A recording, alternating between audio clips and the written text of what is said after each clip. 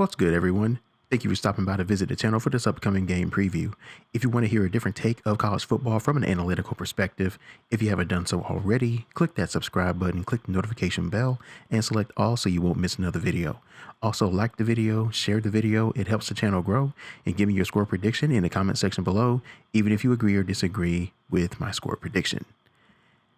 Now, as Motorhead would say, it's time to play the game. Ohio State versus Michigan. The winner of this game will take a step closer to the college football playoff as one team will play in the Big Ten championship game. We have the obvious noon kick game on Fox with Gus Johnson and Joel Klatt on the call. College game day will be there in Ann Arbor, and the parking and traffic and going in and out will absolutely suck. Is it finally the year for Michigan to beat their bitter rival and for Jim Harbaugh to finally get the monkey off his back? Or will it be another victory for Ohio State against, as they affectionately call them, that team up north? For the first time that I can remember this year, the advanced numbers do not have Ohio State as an overwhelming favorite. There are pushes in the four major categories, but despite that, SP Plus gives Ohio State a 64% chance of winning this game in the Big House. The Vegas spread opened as Ohio State as a touchdown favorite at the time of recording. It has now gone up to 8 points. Michigan splattered Maryland's blood by 41 points, and they didn't do it by pounding the football all game. They did it mostly through the air. Over the last few weeks, the Wolverines are slowly shifting to passing the football to not only break tendencies. At one point in the season, Michigan was in the top 5 in rushing rate with Minnesota and the 3 service academy schools ahead of them. Now they're at 14th, and Cade McNamara has turned the corner since the Michigan State game, and he's gaining confidence pushing the ball down the field each week.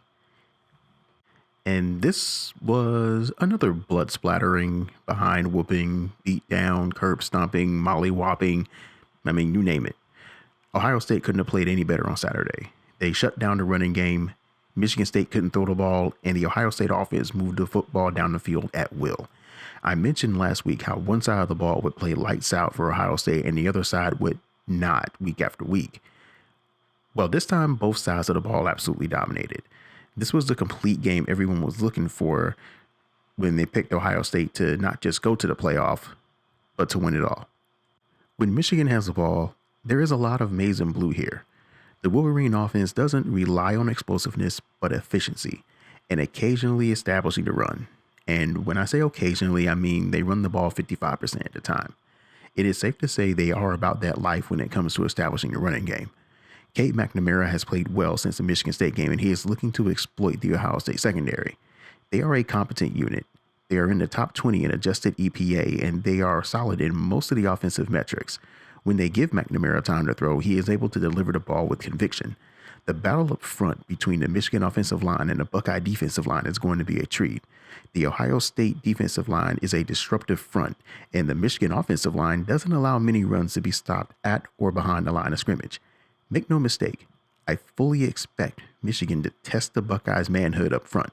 Winning on first and second down is critical for the Wolverines' success here to keep the Buckeye defense guessing.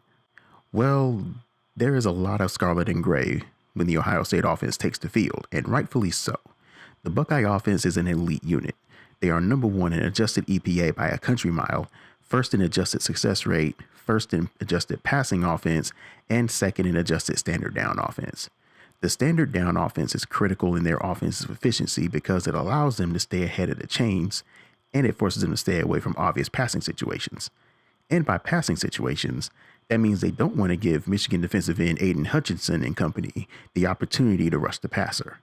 We're going to find out a lot about Michigan's pass defense this year from an efficiency standpoint. They haven't faced an elite passing unit like the Buckeyes, and the Michigan secondary is allowing 5.6 yards per pass attempt. So by the numbers, CJ Stroud should see some resistance as opposed to the 7-on-7 drill he had last week. My rating system sees this game as a tight one, and it has Ohio State winning by the score of 35-28, which is right in line with the Vegas opening line.